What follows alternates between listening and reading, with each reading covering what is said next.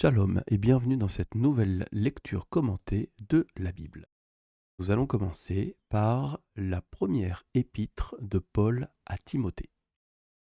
Pourquoi cette lettre aujourd'hui? Parce que les lectures commentées s'adressent à un public de nouveaux convertis, même si ça répond aussi à ceux qui sont plus anciens dans la foi. Mais là ici, Timothée est un jeune que Paul a pris sous son aile, qui a un ministère dans son église, dans son assemblée. Et Paul va lui apporter pas des commandements, mais des remarques, des interprétations de la lecture, des recommandations sur la façon de vivre l'Église. Premier verset. Paul, apôtre de Yeshua Mashiach, par ordre de Dieu notre Sauveur et de Yeshua Mashiach notre espérance, à Timothée, mon enfant légitime en la foi. Donc on sait bien que ce n'est pas son vrai enfant, mais il le considère comme son enfant par la foi, comme son fils. Que la grâce, la miséricorde et la paix te soient données de la part de Dieu le Père et de Yeshua à Mashiach notre Seigneur. Ici, je suis allé donc dans un deuxième onglet sur la version euh, de Timothée chapitre 1 avec les numéros strong. Et je voulais voir ce que voulait dire par exemple Timothée. Et donc en grattant un petit peu, on se rend compte que c'est Timiothès ou Timothéos qui veut dire honorant Dieu. Nous soyons tous des Timothéos qui honorent Dieu dans notre vie de tous les jours. On continue en disant c'est un résident de Lystre, la ville bien sûr, apparemment dont le père était grec et la mère juive, compagnon de voyage de Paul et son camarade de travail. On va le voir à plusieurs endroits, puisque c'est un personnage qu'on suit régulièrement dans les Écritures, mais on ne va pas en parler ici, je vous laisse le soin d'aller vérifier par vous-même.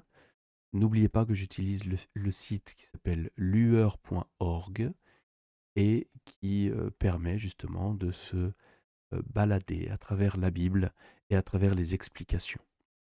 On peut s'arrêter aussi sur Wikipédia, qui nous montre ici un joli manuscrit donc de la première épître de Timothée du XIIe siècle, mais qui nous dit aussi que c'est un livre du Nouveau Testament. Il y a une deuxième épître, qui est l'épître à Tite. Elle fait partie des 3 épîtres pastorales ou tritopoliniennes. Donc ce sont des épîtres pastorales parce que Paul donne des indications, des recommandations. Hem, Peut-être dû à des disciples tardifs de l'apôtre Paul. Alors ça, c'est, un peut-être. Donc là, ici, on va voir si que la signature vient de Paul elle-même. Paul avait laissé Timothée à Éphèse dans l'intention d'y retourner plus tard. On le trouve ça dans 1 Timothée, on le lira un peu plus tard. Mais il pensait qu'il risquait d'être retardé. Et donc, Paul va lui écrire une lettre. Et on va voir que ce sont donc des instructions, conseils. On le voit ici, il y a même un plan. Il nous dit qu'il y a des commandements personnels, les prières, l'attitude des hommes et des femmes, le choix des évêques et des diacres. Évidemment, le mot évêque va être repris un peu en grec. À propos des veuves, des anciens, des esclaves, on voit que c'est vraiment une façon d'organiser l'Église telle qu'elle devrait être. Retournons donc au verset.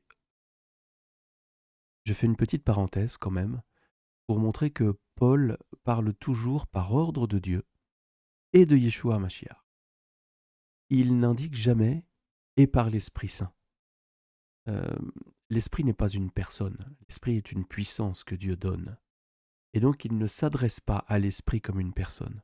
Par contre, il s'adresse vraiment à Dieu et à son Fils Yeshua, qui sont bien sûr unis, Echad, comme le dit le mot, heu, plus que un, mais vraiment dans l'unité parfaite, que l'on peut lire donc en hébreu. Verset 3. Je te rappelle l'exhortation que je te fis, à mon départ pour la Macédoine, lorsque je t'engageais à rester à Éphèse, afin de recommander à certaines personnes de ne pas enseigner d'autres doctrines, et de ne pas s'attacher à des fables et à des généalogies sans fin, qui produisent des discussions plutôt qu'elles n'avancent l'œuvre de Dieu dans la foi. Donc là déjà, Paul a un problème, mais on pourrait dire c'est a priori le même problème que nous pouvons voir aujourd'hui donc dans nos assemblées. c'est qu'il y a d'autres doctrines qui sont enseignées, des doctrines qui viennent du monde peut-être. Et Paul l'encourage à ne pas s'attacher à ces fables et à des généalogies sans fin. Quelles sont ces généalogies? La plupart du temps, celles qu'on voit, c'est celles de vouloir devenir juif. Et donc nous allons chercher dans nos généalogies s'il n'y a pas un ancêtre juif qui pourrait permettre de dire «Oh, je suis juif». Mais Dieu ne cherche pas à faire des juifs. Dieu ne cherche pas à bénir plus les juifs que d'autres. Il cherche des croyants véritables qui vont être greffés sous l'arbre d'Israël. Non pas Israël moderne que nous bénissons, mais l'Israël physique et spirituel. Dieu a un peuple qui s'appelle Israël. Et tous les croyants du monde vont se greffer à cet arbre qu'est Israël. Nous en reparlerons plus tard quand nous regarderons le thème des deux maisons, et aussi dans Hébreu, dans Romains, toute cette histoire qui tourne autour de l'olivier franc et l'olivier sauvage. Verset 5. Le but du commandement est une charité venant d'un cœur pur, d'une bonne conscience et d'une foi sincère. On pourrait s'arrêter pendant des heures sur ce verset. Le but du commandement, la loi, c'est l'amour venant d'un cœur pur, une bonne conscience et une foi sincère. Le mot foi en hébreu, ou même shuraki, va le traduire par adhérence.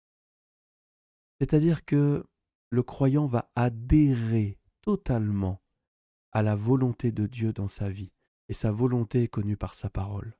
Non pas adhérer sur certains textes, sur certains points, sur certains commandements, mais sur la Bible de Genèse à Apocalypse. C'est ça la foi, l'adhérence. Verset 6. Quelques-uns s'étant détournés de ces choses, se sont égarés dans de vains discours. Ils veulent être docteurs de la loi, et ils ne comprennent ni ce qu'ils disent, ni ce qu'ils affirment. Paul parle vraiment de la loi ici, en disant certains veulent en gros créer leur propre loi. Ils veulent être docteurs de la loi, mais ils ne la comprennent même pas. Ils ne comprennent pas ce qu'ils disent ni ce qu'ils affirment. Ce sont des gros perroquets. Ils veulent imposer quelque chose. Yeshua va régulièrement voir les pharisiens en leur disant « Mais pourquoi votre loi est si compliquée, si dure à suivre? Revenez à la loi de Dieu et laissez tomber les commandements d'hommes. » Ici, Paul est en train de dire la même chose. Certains, que nous voyons juste au-dessus, qui enseignent de fausses doctrines ou d'autres doctrines, sont peut-être ces docteurs de la loi, qui veulent absolument imposer une loi compliquée, impossible à suivre, alors que la loi de Dieu est un fardeau doux et léger. Verset 8. Nous n'ignorons pas que la loi est bonne, pourvu qu'on en fasse un usage légitime, sachant bien que la loi n'est pas faite pour le juste, mais pour les méchants et les rebelles, les impies et les pécheurs, les irréligieux et les profanes, les parricides, les meurtriers, les impudiques, les infâmes, les voleurs d'hommes, les menteurs, les parjures, et tout ce qui est contraire à la sainte doctrine. J'aime beaucoup les listes. Et cette liste-là est importante parce que peut-être je ne suis pas un meurtrier, peut-être je ne suis pas un impudique, mais peut-être que je peux parjurer, peut-être que je peux mentir, peut-être que je peux être méchant, que je peux être rebelle. Et là, Paul dit, la loi, elle n'est pas faite pour le juste. Ah, ouf, je suis juste. Et quand je lis la suite, j'ai encore des choses à régler. Donc, que fait la loi pour moi? Elle me montre justement, elle est un pédagogue, elle est un enseignement. Le mot Torah veut dire enseignement. Et cette Torah me montre à quel point je suis méchant, rebelle, impie, pécheur, irreligieux, profane, parricide, meurtrier, impudique, infâme, voleur d'hommes, menteur, parjure, tout ce qui est contraire à la saine doctrine, donc à la parole de Dieu. Yeshua va même dire, dans les 10 commandements, il est écrit, tu ne tueras pas. Mais si tu dis méchant à ton prochain, à ton frère, tu as déjà désobéi à ce commandement. Que la loi nous enseigne, que la loi nous montre ce que nous devons faire ou ne pas faire, Que la loi nous aide parce que l'Esprit Saint qui est en nous ne peut parler qu'au travers de la parole de Dieu. Verset 11. Conformément à l'évangile, donc à la bonne nouvelle, de la gloire du Dieu bienheureux. Évangile qui m'a été confié. Je rends grâce à celui qui m'a fortifié, à Yeshua Hamashiach, notre Seigneur, de ce qu'il m'a jugé fidèle en m'établissant dans le ministère. Moi qui étais auparavant un blasphémateur, un persécuteur, un homme violent, mais j'ai obtenu miséricorde parce que j'agissais par ignorance dans l'incrédulité, et la grâce de notre Seigneur a surabondé avec la foi et la charité qui est en Yeshua Hamashiach. Nous pouvons dire et nous pouvons demander pardon, ceux qui ne l'ont peut-être pas encore fait. Mais vous voyez, Paul était un persécuteur. Il avait été envoyé par les religieux pour tuer tous les croyants et mettre en prison les croyants en Yeshua. Il le reconnaît, il était un homme violent. Mais Dieu a penché son regard vers lui. Yeshua s'est révélé à lui dans une lumière éclatante. Et il a été totalement pardonné. Il n'y a pas un péché qui ne peut être pardonné. Soyez sûrs, soyez rassurés et avouez vos péchés à l'Éternel. Demandez pardon pour tous vos péchés et il fera de vous une nouvelle créature. Verset 15.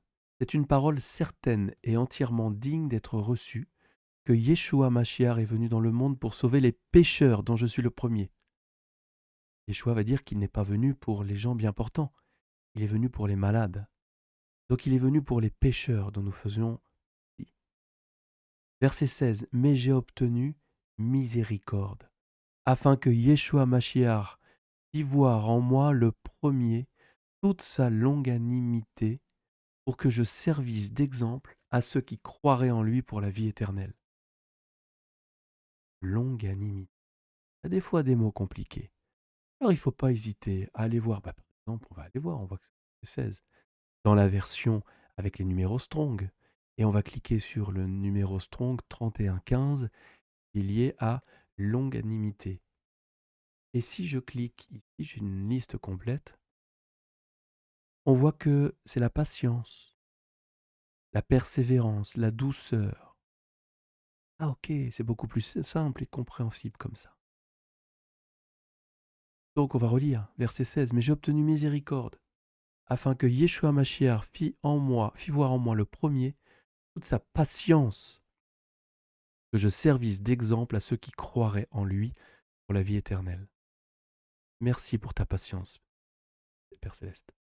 Verset 17. Au roi des siècles, immortel, invisible, seul Dieu, seul Elohim, soit honneur et gloire au siècle des siècles. Amen.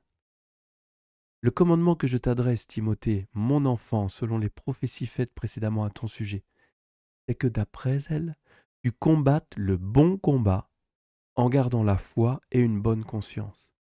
Cette conscience, quelques-uns l'ont perdue, et ils ont fait naufrage par rapport à la foi. De ce nombre sont Hyménée et Alexandre, que j'ai livrés à Satan afin qu'ils apprennent à ne pas blasphémer. Quelle parole dure! Ils ont été livrés à Satan. Je ne sais pas ce qu'ont fait Hyménée et Alexandre, comment ils se sont retournés dans l'œuvre, quel mal ils ont pu faire. Mais Paul veut le dire à Timothée, pour qu'il fasse attention, en les croisant, de ne pas se faire avoir, tout simplement, mais de bien comprendre que ces deux personnages-là ont fait beaucoup de mal. Et quand il dit les a livrés à Satan, il y a plusieurs autres passages qui parlent de cela, et Paul l'utilise souvent, et livrer leur corps à Satan. L'idée est peut-être de les rendre malades, afin qu'ils puissent aussi être arrêtés dans leurs mauvaises œuvres. Peut-être aussi, quand ils seront malades, de pouvoir se retourner vers Dieu et demander pardon. Ici, il fallait absolument les arrêter d'une manière ou d'une autre. Il n'y a que Paul qui peut faire ça. Nous ne sommes pas capables de maudire à ce point-là des personnes. Laissons les anciens agir. Mais ici, apparemment, Hyménée et Alexandre n'arrêtaient pas de blasphémer. Et donc il fallait les arrêter. Amen.